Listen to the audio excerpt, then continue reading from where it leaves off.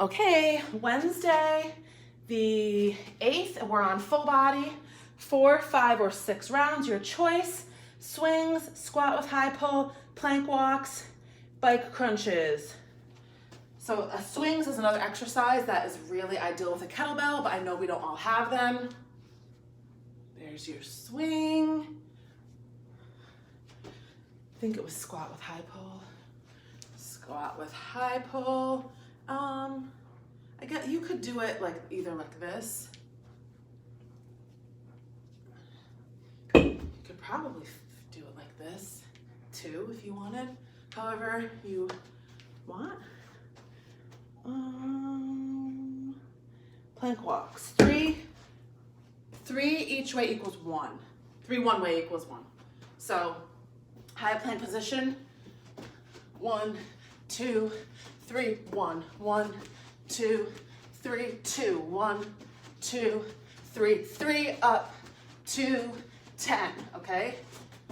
And bike crunches.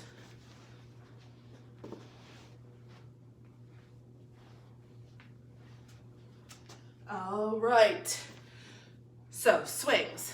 This is very similar to your straight leg deadlift. So the motions of a swing are basically the same.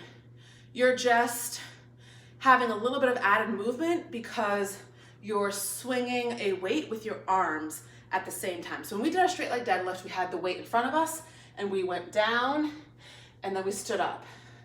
We went down, we stood up. With the swing, you're actually holding a weight in your hand and it's swinging up and down while you do that same motion. So this is what your swing looks like. You can hold it like this. You can hold it like this. Depends on how heavy it is. I, again, do these with a kettlebell, so I don't really ever often use a dumbbell for them. I'm gonna hold it like this. So you're gonna do, like I said, the same motion as your straight leg deadlift, except you're gonna be swinging a weight with your arms. So the weight's gonna come between your legs when you come down, and it's gonna come up when you come up. So it's not only a hinge motion, but it's kind of like a pendulum with that arm swing, okay? But notice, I'm not squatting.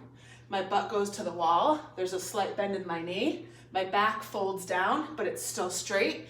And now I've just added this weight that I swing back and forth with my arms, okay? So it's pretty simple, and your hip thrust forward kind of gives you some motion as well. So don't be afraid, squeeze your butt. So this is what your swing looks like, okay? So I've seen a lot of people get hurt doing these, and the reason is they're rounding their back. So what they're doing is when they come down between their legs, they're like this. And then they come up, they're like this. Then they go down, they're hunched, then they come up, they're like this. You should still keep, like I said, that straight leg deadlift motion where your back stays straight, but it folds down. Instead of reaching down, let it fold down. So it should look like this instead of like this. A lot of people do this. Hunch up, hunch up. And then after a while, their lower back starts to hurt. So if you need to, start with a lighter weight.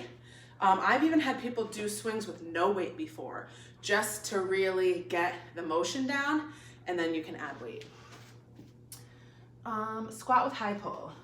So this is another one I really like to use my kettlebell for, but you can do it however you want. You could do 2 in the middle, you could hold on to 1 like this, but either way what you're doing is you're squatting and you're doing a high pull. So I'll go over the high pull part. A high pull is when you bring the weight from your waist up to your chest, and your arms kind of just go, or your elbows, however you want to say it, they're kind of parallel, okay? So this motion is your high pull. So what you're doing is you're squatting, and as you raise up, high pull. Squat, high pull. Squat, high pull. Squat, high pull, okay? You could do 2. It's just more that has to fit when you go down, so that might be a little bit harder depending, like these are only 5s, so these fit pretty well. If I was doing a heavier weight, it would probably start to hit the insides of my knees when I came down, so you have to be careful, but whatever weight you can do. If you're somebody who's doing chair, you could do this.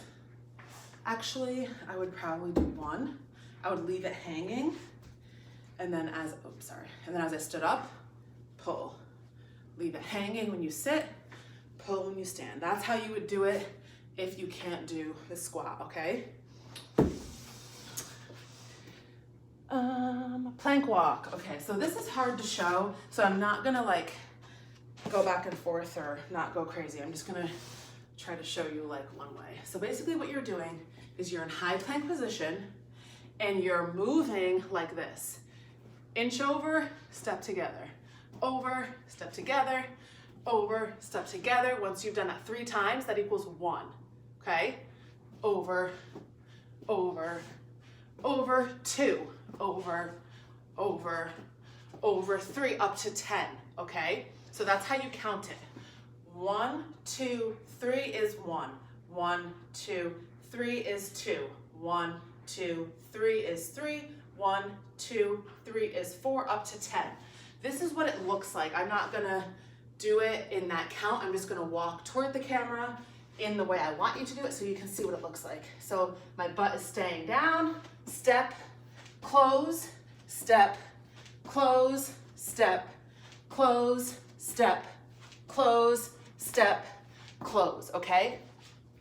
When you close, you're not fully closing. So my hands are never touching, my feet are never touching, but they come close together, then open, close, then open. So when you're doing a moving plank like that, you're working your whole body. You're working a lot of your shoulders and your arms. You're working your core to stabilize yourself as you move. And of course, you're working your legs because you're moving and you're up on your toes. So if that's confusing to you, you don't have to do 3. So whenever we do something moving, I pick a number that I feel like fits a space. So if you really wanted to, you could do 5 one way.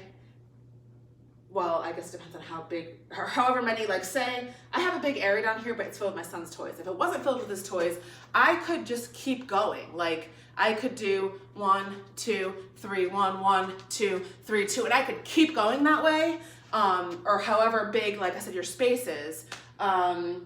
If you have a smaller space and it's really tight, just do 1, 2 equals 1, 1, 2 equals 2, 1, 2. However you have to do it, I just make these up based off of what I think is the easiest. So for me, like the space that I have, going 3 one way and going through the other way, I can fit.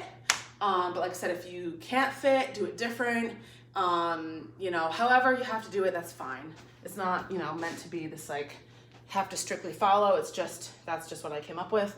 And then bike crunches, so 20 total. So that means that your legs or your crunches are alternating. So most of us, like, I feel like we used to have to do these in school, or maybe it was like sports, I don't know, like practicing, but I feel like we used to do this all the time. So bike crunch, you have your hands behind your head and your legs, so your upper body is gonna be doing this, side to side, side to side. Your legs are gonna be going like this. So one knee comes up to the chest, the other leg goes almost kind of straight, switch, switch, switch. So your elbow, excuse me, is reaching opposite knee. Opposite, opposite, opposite, opposite. And the whole time you are off of your shoulders, okay? So the whole time you're up in a crunch and you're just moving, moving, moving, moving. So those sneak up on you. Those are harder than you think. But 20 of those, so count it as 1, 2, 3, 4, 5, up to 20, and that is your Wednesday full body.